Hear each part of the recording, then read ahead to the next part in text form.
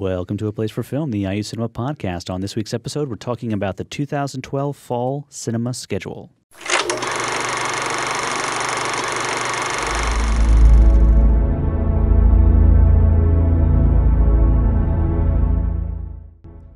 All right, hello everyone. Welcome to the show. My name is Andy Hunsucker. And I'm Jason Thompson. And on this week's episode, we are talking about the aforementioned 2012 fall cinema schedule. The catalog book is out. Yeah.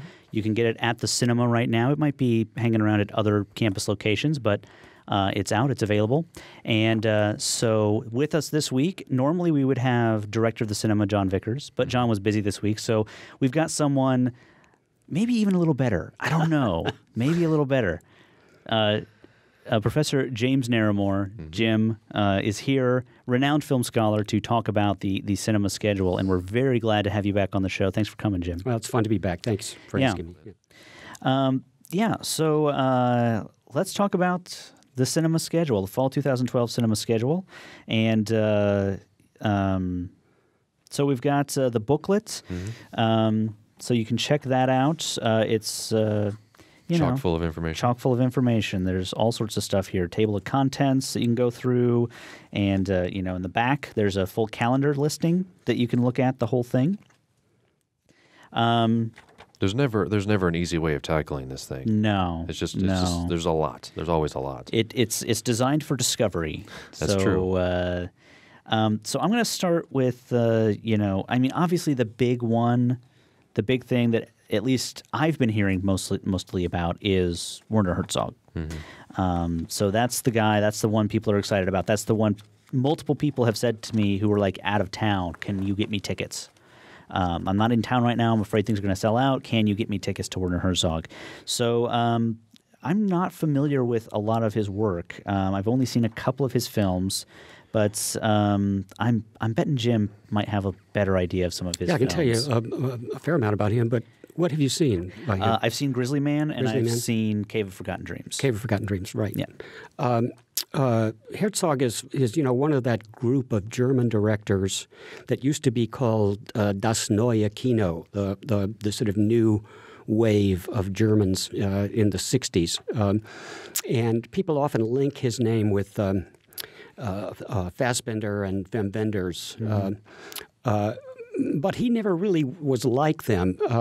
He starts out as a documentary director, and he seems to have had the longest successful career of all of them, even though he's very much an outsider sensibility.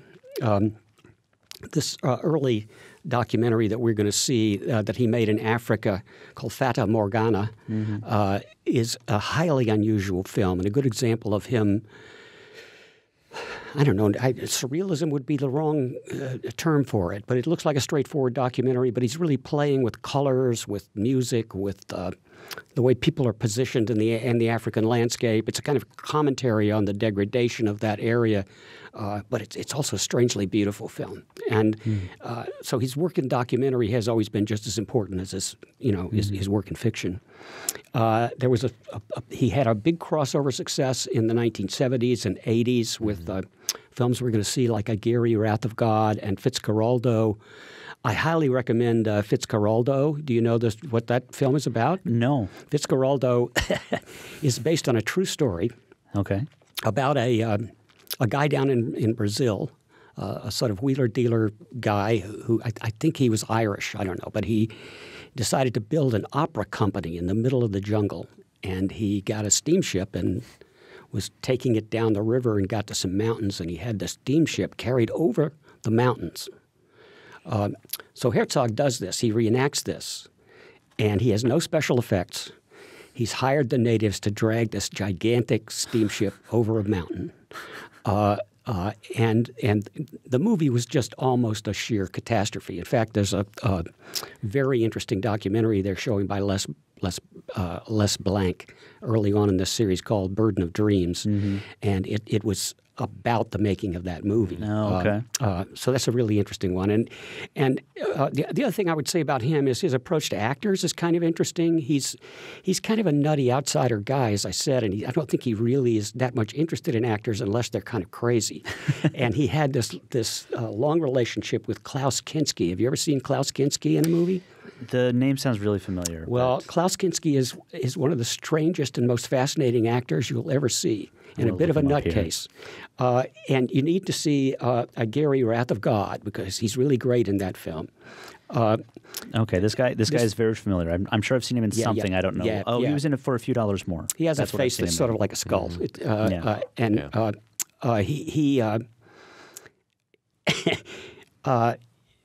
I guess the story goes that in the middle of making Aguirre, again, we're down in the Amazon, and I think it's the Amazon, I can't remember.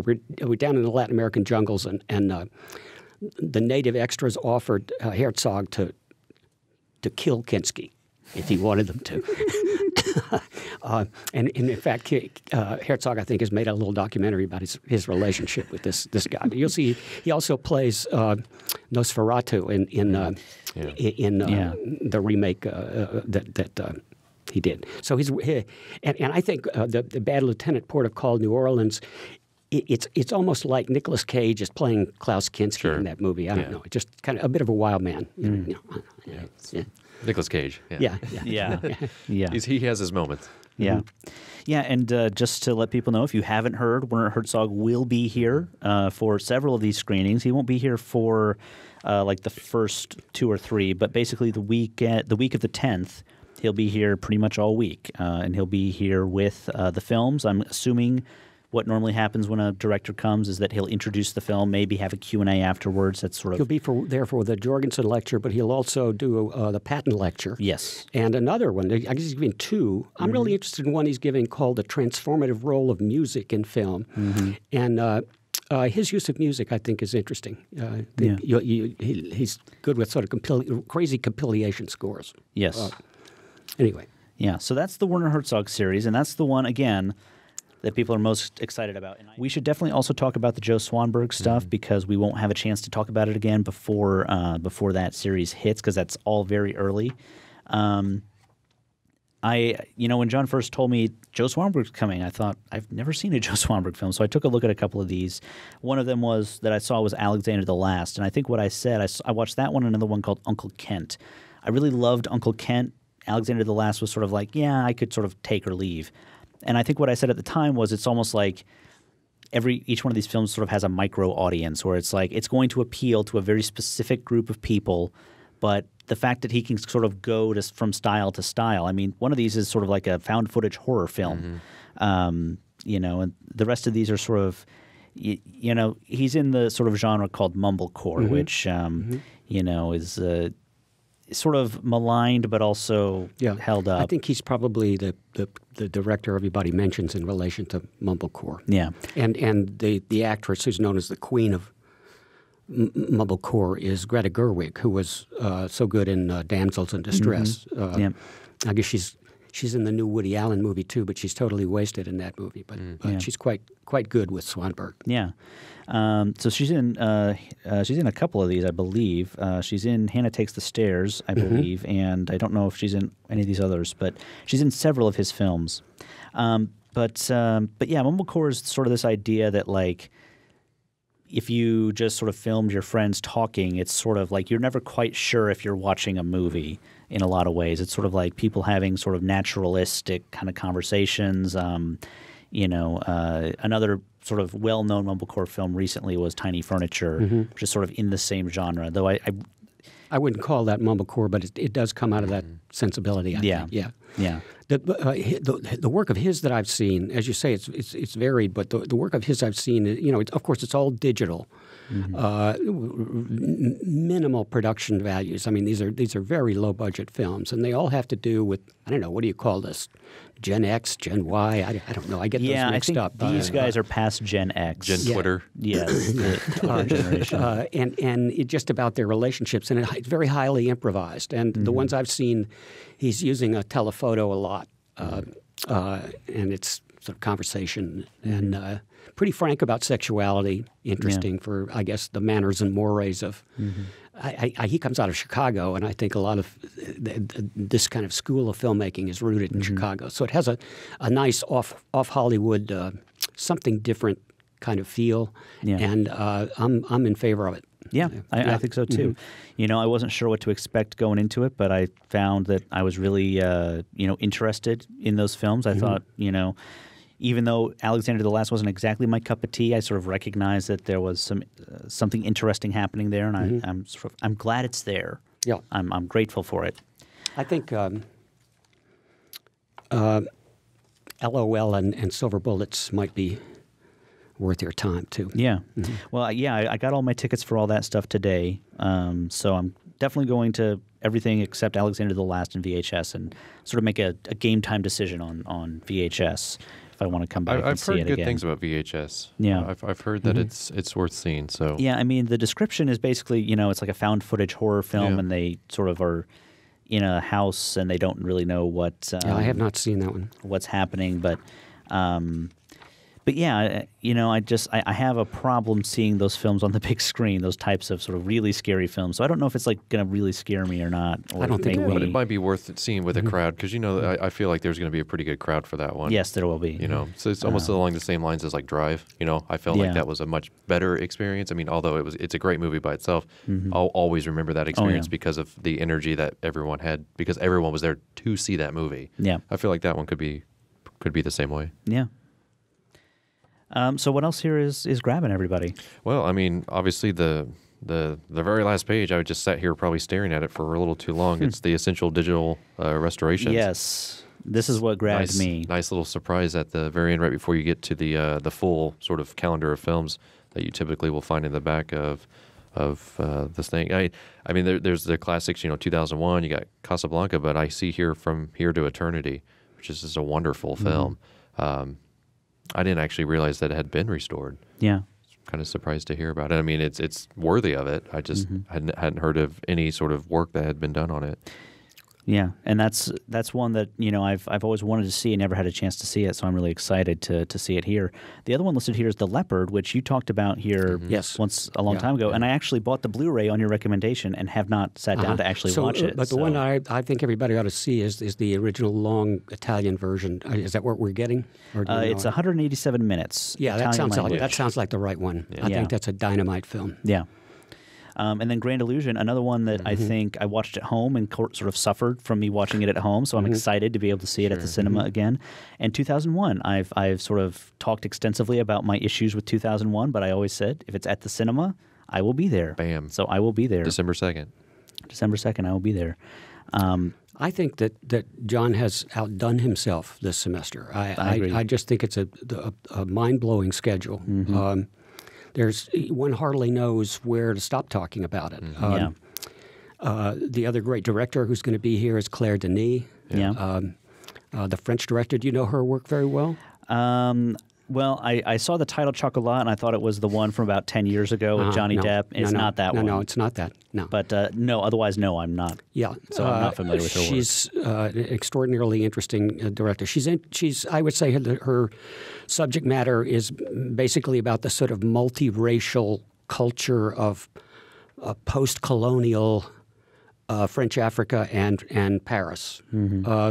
And so that her characters are very often working class characters or a multiracial cast, and she has a very interesting way of working as a storyteller.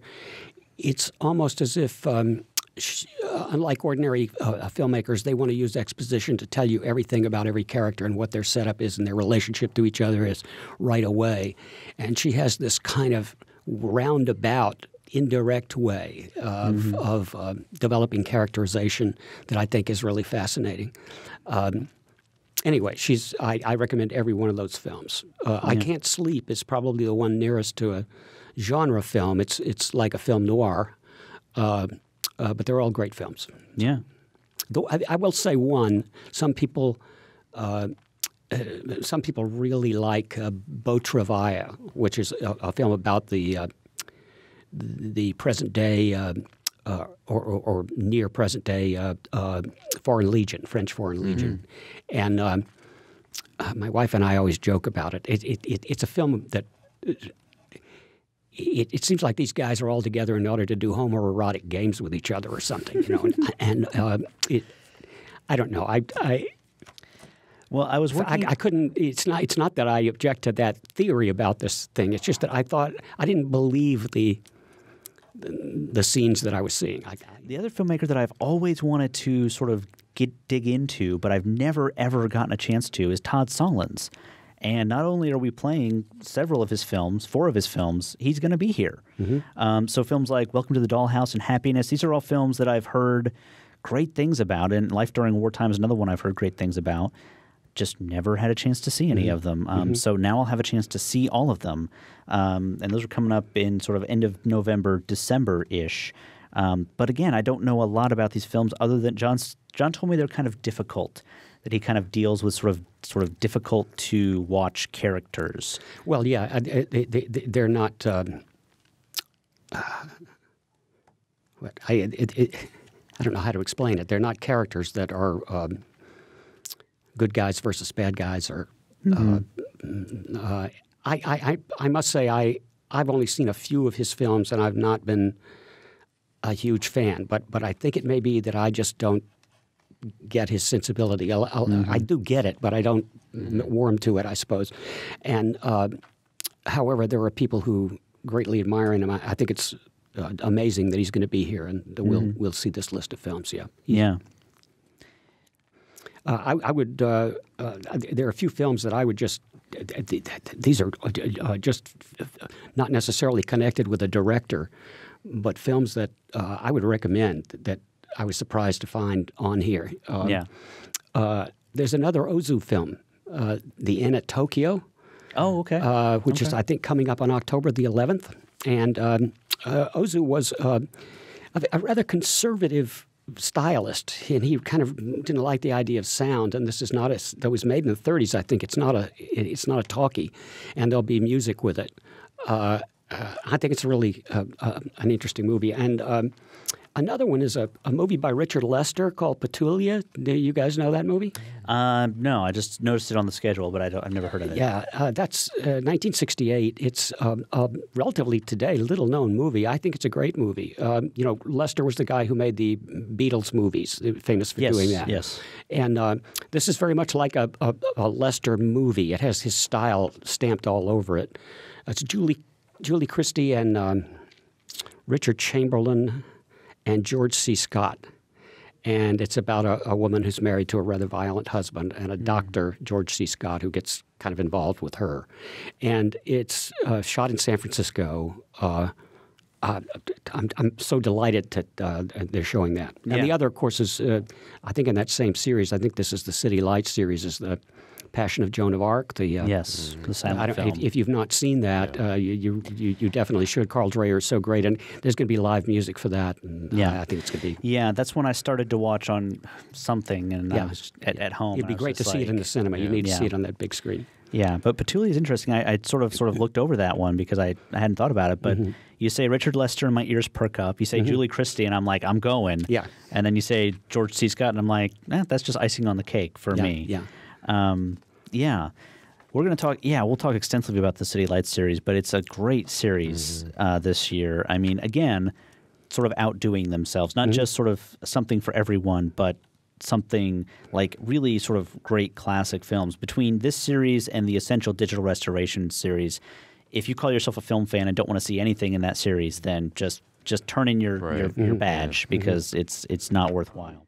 And another director who I believe is coming, it's unclear to me for sure if he is Walter Salles. This schedule says he's scheduled to be here. Yeah. At least for Motorcycle Diaries. Right. You probably haven't seen Foreign Land, but I would recommend that one. It's a black and white film that's, again, a kind of a film noir. And you probably have seen Motorcycle Diaries. Yeah. I have not, but I'm looking forward to it. It's quite good, I think. It is good. And his new film is On the Road, the Jack Kerouac. He did that. Yeah. Okay. Yeah. One of the things that ties together a lot of his films is this road motif. I mean, almost every one of them is about being on the road at some point, traveling. Yeah. And so it's logical that he would be interested in the Kerouac. Yeah. I didn't realize he had done that film. I'd heard about it, but interesting. There's a special program listed here. we can't disclose what this program will be, but you should join us for the screening. Really, don't miss out. I got a guess of what that is. Yeah, just maybe. Who knows? Yeah. There's another director coming, Alison Klayman, who did this film Ai Weiwei, Never Sorry, about a Chinese sort of a dissonant artist. Yeah, yeah. And so, that's coming as part of the International Art House series, but she'll be here for one of those screenings. And John sort of put that up on the Facebook page and said, you might want to get your tickets early. So I'm guessing she's going to be a popular guest.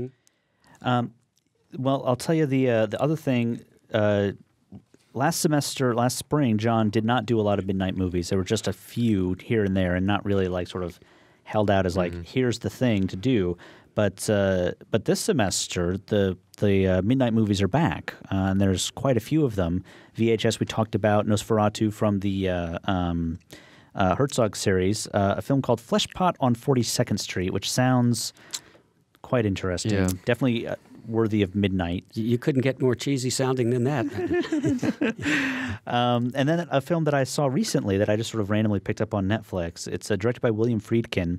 It's called Cruising. Yeah. It's both the director, the star, and the premise is what got me to watch it. Basically, Al Pacino is a cop, and there's a serial killer on the loose who's only killing gay men who's picking up at clubs. So Al Pacino is chosen as the guy to infiltrate the gay subculture. Yeah, he goes undercover in New York in 1980, which I don't know how accurate it is to the time period or anything like that. This film has an interesting history. When it first appeared, the gay community boycotted it, and there were kind of marches against it as a homophobic or bad image of the gay community or whatever. And now I gather it's become kind of a cult film, so that gays write about it and kind of endorse it in a strange way. Yeah. It is a truly unusual item. It's funny because I just tell people this. A good friend of mine when I was in grad school, he was a theater major, very fine actor. Anyway, I hadn't seen him for quite some time, so I go to see Cruising when it first came out. And there's this scene in a gay leather bar, and this guy comes out with spikes and stuff all over him. It's the guy I knew in college.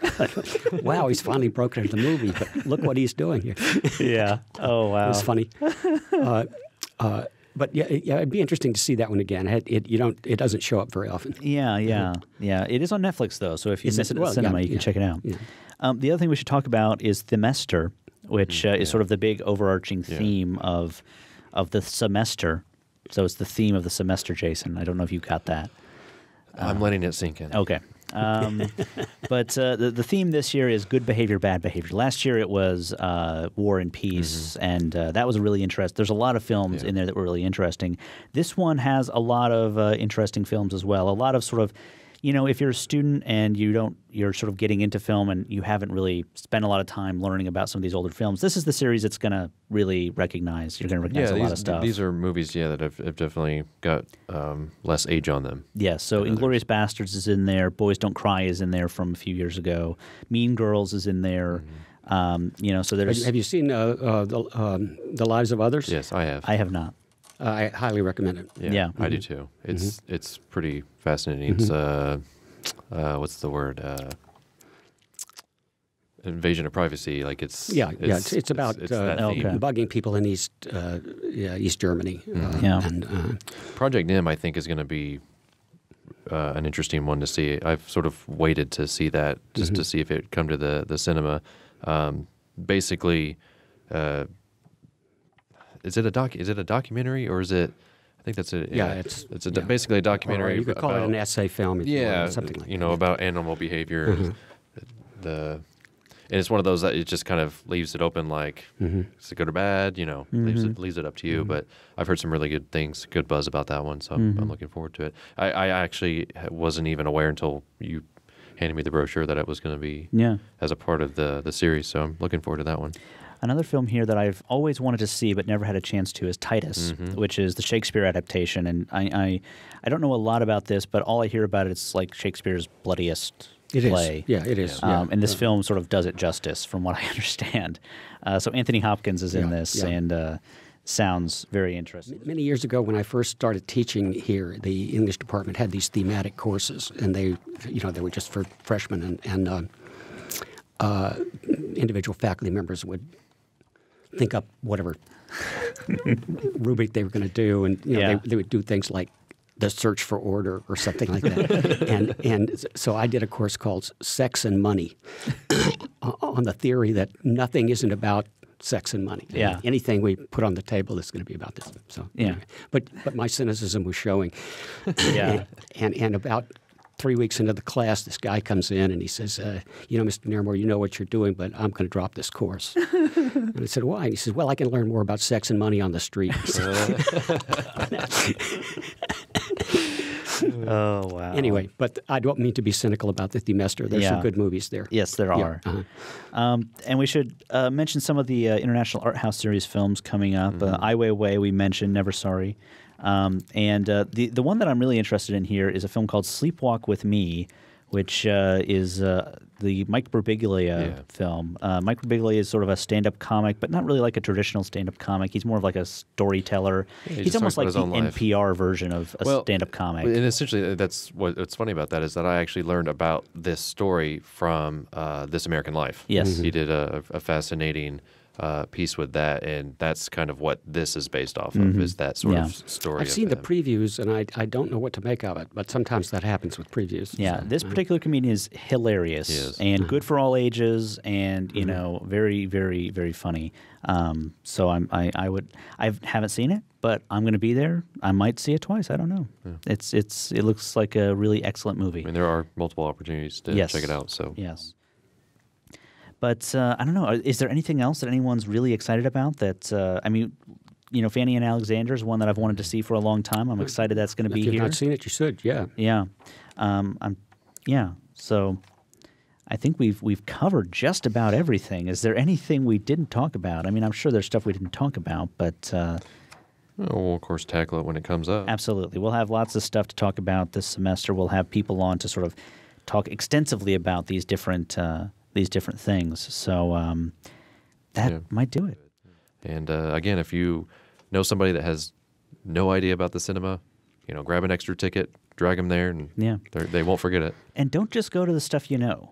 Exactly. That's it's like the goal. Don't just go to the new stuff. Don't just go to the essential digital stuff, and don't just go to the city lights.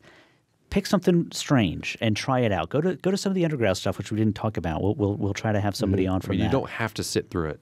That's your right. You do have that right. Andy's put that to use a couple of times. That there's no problem with that. I've even done it a few times. I've walked out of shows at the cinema. Yes. So thank you guys very much for listening. Yeah. Jim, thanks so much for joining us. I want to get you back on here to talk about some of this stuff, and talk about more of this stuff that's interesting, especially maybe some of this essential digital stuff. But we'll talk about that here in a little while. But for now, thank you guys for listening. I'm Andy. I'm Jason. This has been, and always will be, A Place for Film. A Place for Film is recorded at WFIU Studios in Bloomington, Indiana.